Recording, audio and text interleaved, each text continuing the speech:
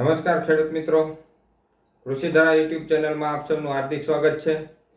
આજે આપણે સરકારશ્રી દ્વારા જાહેર કરવામાં આવ્યું છે ગોડાઉન વિશે, પાક સંગ્રહ સ્ટ્રક્ચર, એના વિશે આપણે વિગતે ચર્ચા કરીશું।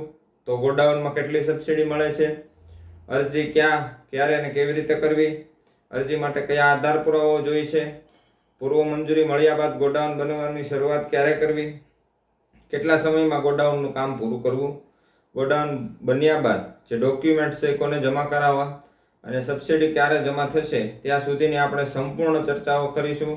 તો વિડીયોના અંત સુધી બન્યા રહેશો। ગોડાઉનની સબસિડીની જે રકમ છે એ આપણે ખર્ચના 50% અથવા 1 લાખ બેમાંની જે ઓછું હોય તે મળવાપાત્ર રહેશે। ખેડૂત મિત્રો, વચ્ચે સરકારશ્રી દ્વારા જાહેર કરવામાં આવ્યું હતું કે ગોડાઉનની સબસિડી વધારીને 2 લાખ રૂપિયા કરવામાં આવી છે, પરંતુ જે આઈ ખેડૂત પોર્ટલ ખુલ્લું મૂકવામાં આવ્યું છે તેમાં 2 લાખ રૂપિયાની કોઈ ચોખવટ છે અત્યાર સુધી નહીં। તો જ્યારે જાહેરાત થશે ત્યારે ઓફિશિયલ જાહેરાત ઠરાવમાં આવશે ત્યારે આપણે અલગથી યુટ્યુબના માધ્યમથી આપ લોકોને જણાવી દઈશું, પણ હાલ પૂરતું આપણે 1 લાખની ગણતરી કરીને જ ગોડાઉનના માપ સાઇઝની ચર્ચા કરીશું।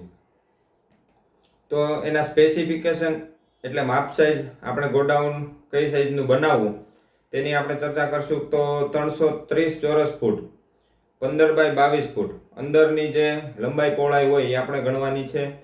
આપણે 2 ફૂટના જે છે તે મિનિમમ પાયા ગાળવાના છે, એટલે ઓછામાં ઓછા 2 ફૂટના પાયા ગાળવાના છે। 2 ફૂટની પ્લિન્થ ભરવાની છે, એટલે જમીનથી ઊંચાઈ 2 ફૂટ કરવાની છે।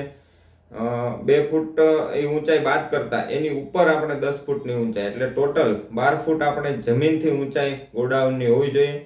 તેમાં આપણે અનુકૂળતા પ્રમાણે એક બારી અને એક દરવાજો મૂકી શકીએ છીએ, એક જ હોવું જોઈએ, એકથી વધારે આપણે મૂકી નથી શકતા। દિવાલોમાં ચણતર કામ એટલે કે પ્લાસ્ટર થયેલું હોવું જોઈએ। ફ્લોરિંગ આપણું છે એ પાકું હોવું જોઈએ, આરસીસી કરવો કે જે લાદી છે એ નાખી શકો, ફ્લોરિંગ પાકું હોવું જોઈએ। છતમાં આપણે પતરા પણ નાખી શકીએ, જે દેશી નળિયા છે એ નળિયા પણ નાખી શકીએ અને આરસીસીની છત પણ ભરી શકીએ। એ આપણા અનુકૂળતા મુજબ નાણાકીય સગવડને અનુસરીને આપણે એ પ્રમાણે કરી શકીએ। ખેતર પર હયાત એક ભીત હોય તો એક બાજુ, ચારેય બાજુમાંથી આપણે એક બાજુનો જે ભીત છે તેનો ઉપયોગમાં આપણે લઈ શકીએ છીએ। આપણે ઓનલાઈન અરજી કઈ રીતના કરવી, તો CSC સેન્ટર, ગામના વીસી દ્વારા પણ અરજી કરી શકીએ અને સાયબર કેફે ઓનલાઈન સેન્ટર હોય ત્યારથી પણ આપણે કરી શકીએ છીએ। પોતાની જાતે આપણે અરજી કરવી હોય તો આપણે યુટ્યુબમાં આપણે વિડીયો નાખી દીધેલો છે, તો ડિસ્ક્રિપ્શનમાં લિંક પણ હું મૂકી દઈશ, તો ત્યાંથી આપણે જોઈને સ્ટેપ બાય સ્ટેપ અનુસરીને જાતે પણ આપણે ગોડાઉનનું જે ફોર્મ છે તે આપણે ભરી શકીએ છીએ। તો આપણે ઓનલાઈન અરજી કરવા જઈએ તો ઘટકનું નામ તેમાં શું જ બતાવે, તો મુખ્યમંત્રી પાક સંગ્રહ સ્ટ્રક્ચર કાઉન્સમાં ગોડાઉન, આવું નામ આપણે અરજી કરવા જઈએ ત્યારે આપણને આઈ ખેડૂત પોર્ટલ ઉપર દેખાશે। તો અરજી કઈ તારીખથી કઈ તારીખ સુધી ચાલુ છે, તો 27 માર્ચથી 26 એપ્રિલ 26/4 સુધી અરજી ઓનલાઈન ચાલુ રહેવાની છે। અને ડ્રો સિસ્ટમ છે, એટલે 1 મહિનો ફોર્મ ભરાશે અને જેના ડ્રોમાં નામ આવશે એને પૂર્વ મંજૂરી મળવાપાત્ર થશે। તો ઓનલાઈન અરજી આપણી થઈ જાય ત્યારબાદ શું કરવું, તો અરજીની પ્રિન્ટ છે આપણી પાસે સાચવી રાખવાની છે અને જો આપણું ડ્રોમાં નામ આવી જાય તો તેની પૂર્વ મંજૂરીની રાહ જોવાની રહેશે। સાધનિક કાગળોમાં આપણે ઓનલાઈન અરજી જે છે એની પ્રિન્ટ આપણે જમા કરવાની થાય છે। તો પૂર્વ મંજૂરીનો હુકમ મળે ત્યારબાદ 60 દિવસમાં ગોડાઉનની બાંધકામની કામગીરી જે છે તે શરૂ કરવાની છે અને પૂર્વ મંજૂરીનો હુકમ મળે એ તારીખથી 60 દિવસમાં બાંધકામ કરીને આઈ ખેડૂત પોર્ટલ ઉપર એનો જે ફોટો છે એ આપણે અપલોડ કરવાનો છે। પૂર્વ મંજૂરીના 60 દિવસની અંદર આપણે જે છે ગોડાઉનનું જે પાયા ગાળવાની કામગીરી જે છે ગોડાઉનની શરૂઆત આપણે કરી દેવાની રહેશે। અને પૂર્વ મંજૂરીનો હુકમ મળે ત્યારથી 150 દિવસ, એટલે 5 મહિના તો આપણે ન કહી શકીએ, કેમ કે 31નો મહિનો આવતો હોય તો આપણે દિવસ જ ગણવાના છે, એટલે 150 દિવસમાં આપણે કામગીરી એટલે કે બાંધકામ જે છે તે પૂર્ણ કરવાનું રહેશે। જો 150 દિવસમાં કામગીરી નહીં થાય તો અરજી રદ કરવાને પાત્ર રહેશે, એટલે 150 દિવસની અંદરના ગાળામાં આપણે ગોડાઉન બનાવી દેવાનું રહેશે. ગોડાઉન બની જાય ત્યારબાદ આપણે જમા ડોક્યુમેન્ટ કયા કયા કરવાના છે, તો જેનું ચેકલિસ્ટ હોય છે સહાય ફોર્મ, તે ગ્રામ સેવક શ્રી પાસેથી મળી રહેશે. તો એની પ્રિન્ટ કાઢવાની છે. ત્યારબાદ પૂર્વ મંજૂરીનો જે હુકમ છે, જે તમને ગ્રામ સેવક શ્રી દ્વારા આપવામાં આવે તે સાચવીને રાખવાનો છે, તે જમા કરાવવાનો છે. ઓનલાઈન અરજીની જે પ્રિન્ટ છે તે આપણે જમા કરાવવાની છે. સંયુક્ત ખાતેદારોના કિસ્સામાં આપણે અન્ય ખાતેદારોની જે સંમતિ છે તેની સહીઓ લઈને આપણે જમા કરાવવાનું છે.